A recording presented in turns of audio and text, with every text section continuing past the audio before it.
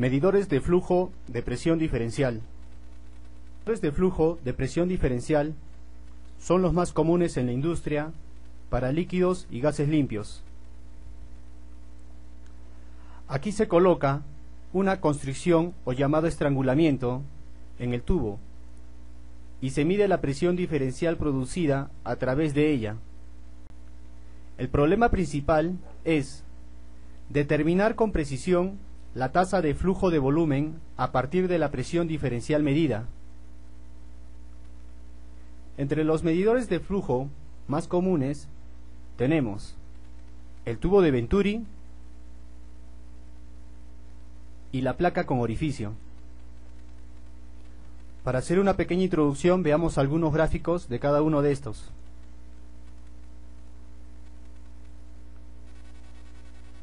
En el primer gráfico podemos ver un tubo de Venturi estándar. En el segundo gráfico podemos ver las dos tomas de medidas de presión, y en el tercero, con mucho más detalle, vemos un tubo de Venturi a gran escala, donde nos tenemos que dar cuenta de varias cosas. Por ejemplo, la primera toma de presión se produce en el estrangulamiento y la segunda se produce después de esta. La segunda también podría haber estado antes del estrangulamiento, o sea, en este punto. También nos tenemos que dar cuenta de que la característica principal del tubo de Venturi es la caída gradual que tiene el tubo hacia la constricción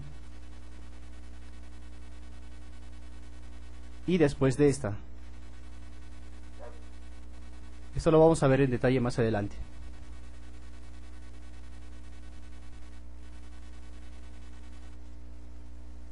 También tenemos la placa con orificio. Tenemos tres: concéntrica, excéntrica y segmentada. Esto va a ser de acuerdo a la posición y forma que tenga el orificio.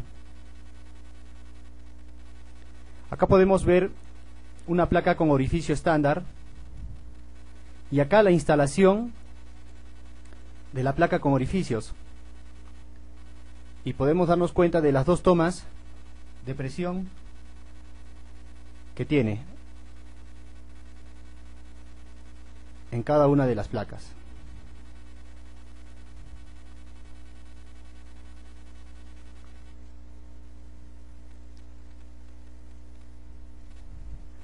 Ecuación teórica del flujo incompresible a través de un medidor de presión diferencial. Para obtener esta ecuación, la constricción produce una reducción en el área de la sección transversal del fluido.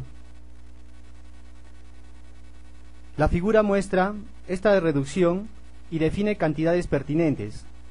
Las siguientes suposiciones hacen posible un cálculo teórico de la diferencia de presión. Entonces vamos a hablar de dos puntos. Como vemos en el gráfico, el estrangulamiento. Entonces decimos que los dos puntos a tratar son el punto 1, que va a generar su área, su velocidad y su presión con respecto a este punto, y un segundo que también genera su área, su velocidad y su presión. En base a estos dos puntos hacemos nuestra ecuación, que después la obtendremos. Entonces aplicamos la primera suposición, que dice que se trata de un flujo sin fricción.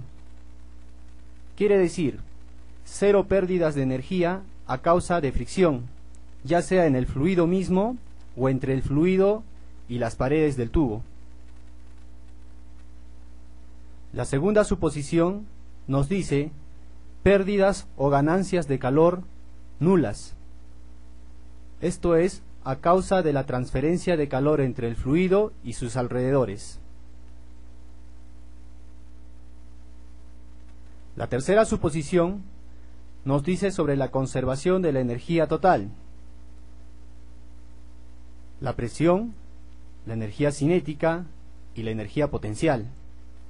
Por lo tanto, como habíamos visto en los anteriores, en los dos puntos, nos planteamos la ecuación, en las cuales vemos que la energía en el punto 1 va a ser igual a la energía total en el punto 2. Tenemos la energía, la presión, la energía cinética y la energía potencial para ambos puntos. Es la ecuación 12.18 del libro.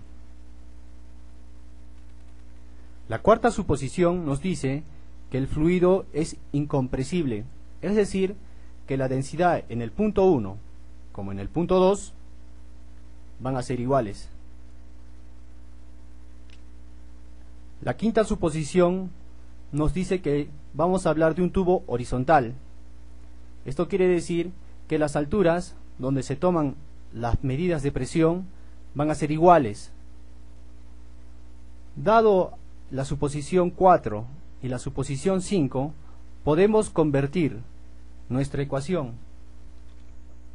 12.18 en la siguiente expresión.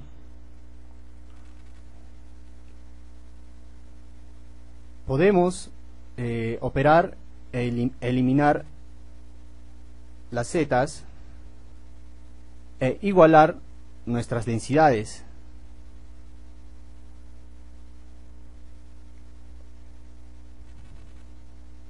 Entonces, al hacer esto, obtenemos la siguiente ecuación. Despejando miembros y operando, obtenemos la ecuación 12.19 del libro. Como vemos.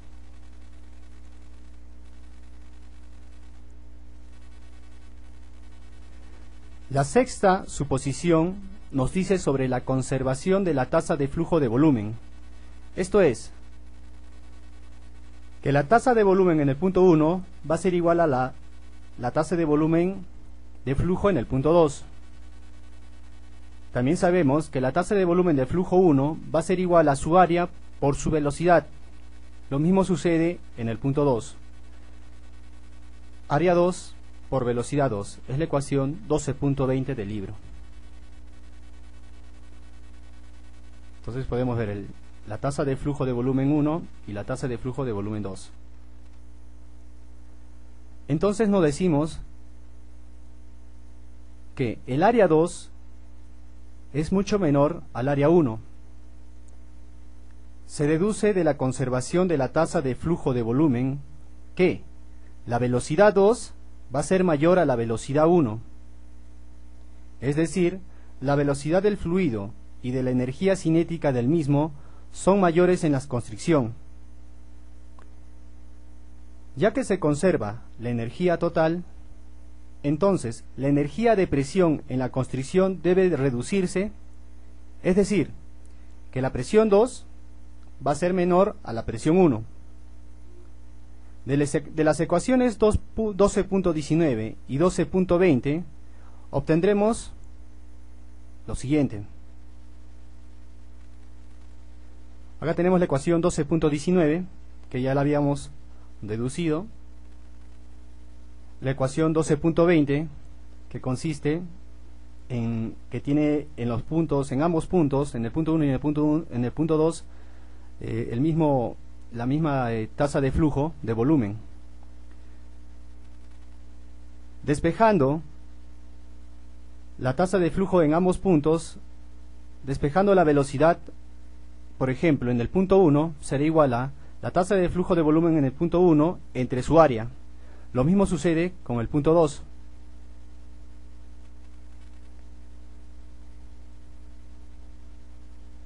Igualamos la tasa de flujo en ambos puntos y obtenemos,